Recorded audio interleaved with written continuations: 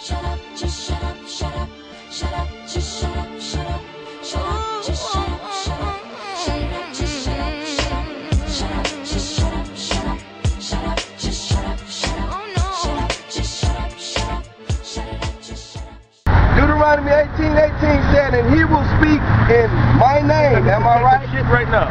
He will speak in the name of who? What does every chapter in this Quran start with? The name of Allah, the name of God. What's the name? No, that's not the name of God. That's not the name of God. That's not the name of God. Allah only means. No, hold on, let's ask him what it means. What's the word Allah mean? What does Allah mean in Hebrew? No, you just made a claim. You made a claim. Prove your claim. You guys made a lot. You made a claim, and we've been proving it. We've been proving it. What does the name Allah mean in Hebrew? I'm gonna get to that. Let me go. You don't know what it means in Hebrew. Let me go to the next. Bring that back over. Let me go to the next. I mean, y'all asked me 1,000 questions. Y'all not letting me answer one question first. Is that we gave you a space to ask a question. You have not answered it. We asked you to prove what's the definition of the word Allah. You know why? This is Yah Crazy doing a response to an unlearned Muslim comes up speaking folly. But before I begin, I gotta say this. If you're not learning Islam, or any religion for that matter, don't go out in public trying to debate people, because you're going to make a fool of yourself, and on top of that, you're going to misrepresent your religion. But we all know the real problem. Everybody thinks that they are learned in their faith. So unfortunately, sometimes you have to tell people to be quiet because you don't know what the hell you're talking about. Nevertheless, we're going to deal with certain things that were said in this so-called debate. Let this be sort of a debate 101 for you unlearned Muslims. He was everybody and anybody and everybody. You got Israel or Yisrael? Yeah, not all Yisrael? Tom Cruise was the last samurai. I mean, that's how they do what they do, man. That's how they get out. What's up, man?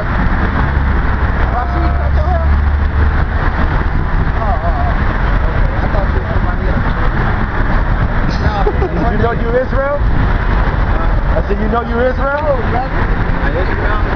I said, do you know that you're Israel? I don't know that. Did our ancestors sing Kumbaya? I don't know for sure. I mean, they passed it on. Kumbaya, my Lord, Kumbaya. I know a lot of different people from Africa that had different religions, that had different cultural differences, you know, and used to fight amongst each other. And this is why what let the white man come in. That's actually this. You have any proof on that? Or just conjecture? Who was it that was catching the slaves? Was it white men catching the slaves? It was the Arabs. Actually, Arabs and Africans. And Africans. Africans, not us though. Right. There's a difference between Africans and us. First of all, let's take a look at this. Tell me that. So this, matter of fact, give me this Zondervan. Bring out there's the slavery in the Arab world. It's Zondervan. Bring that out. Now, you're right. Now bring out. So you guys are Hebrew Israelites. By blood. By blood. This ain't no religion. Hold up. Okay, there were two things that were said by the Hebrew Israelites.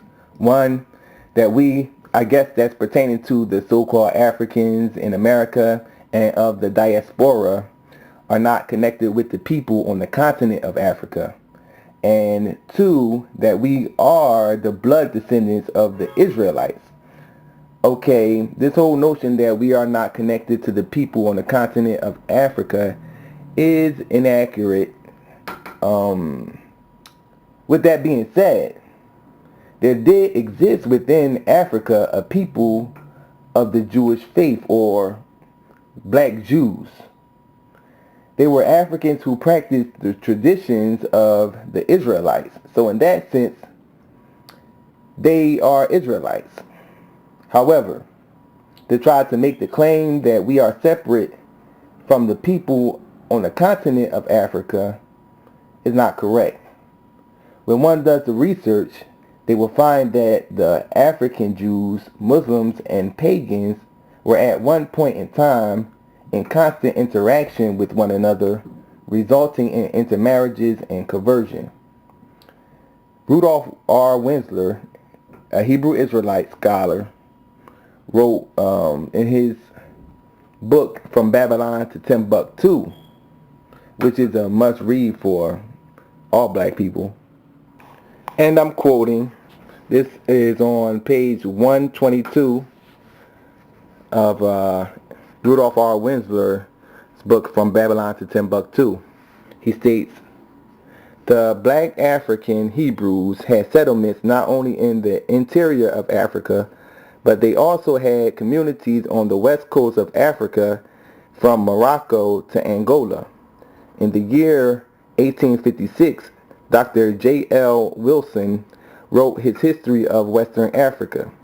He transmits to us the composite religious culture of some of the inhabitants of Senegambia or Senegal and Guinea. In Senegal, he said there is a complete medley, and when medley means basically a mixture of paganism, Judaism, and Mohammedanism, and it is difficult to say which of the three occupies the most prominent place or exerts the greatest influence upon the character of the people. However, the sentiment of the inhabitants regarding this multi-religious mixture was that the combination of the three religions furthered the welfare of all. So clearly we see that is an intermixture of the three cultures of Islam, paganism, and Judaism. And we see that all these people were Africans. Africans in the sense that they are the people of the continent of Africa. He further goes on to say that Wilson also informs us that in northern Guinea there is a conglomeration of Judaism and paganism combined, and in southern Guinea there is a combination of Judaism, paganism, and some traces of Christianity. So once again, clearly we see that these cultures were in constant interaction with each other, and they were intermixed with one another. So the whole notion that, there is a specific bloodline is, is inaccurate, because we see that, the pagans mix with the Jews mix with the Muslims, and so on and so forth. So when the brother, they had those pictures out there showing the paganistic practices of the people of Africa, understand that a lot of Jews mix with those pagans. And even in Africa today, you see that a lot of the Hebrew Israelites would admit that there are some Hebrews that are still in Africa. There exists within the continent a mixture of Judaism and paganistic practices, So, nevertheless, we go on to the second statement, which was that we are the blood descendants of the Hebrew Israelites. Now, I have no problem with saying that we are the Israelites, but again, to say that we are the blood descendants of the Hebrew Israelites is not accurate, as we just stated. But we are the Hebrew Israelites prophetically. When you deal with the curses of Deuteronomy 28, we are prophetically the Israelites, meaning that we are these people that fit this specific prophecy. But once again, to say that we are blood connected, understand that the people in America have some of the white man in them. We are mixed with the Native Americans, which they do say that they are of the Israelites, one of the tribes of the Israelites.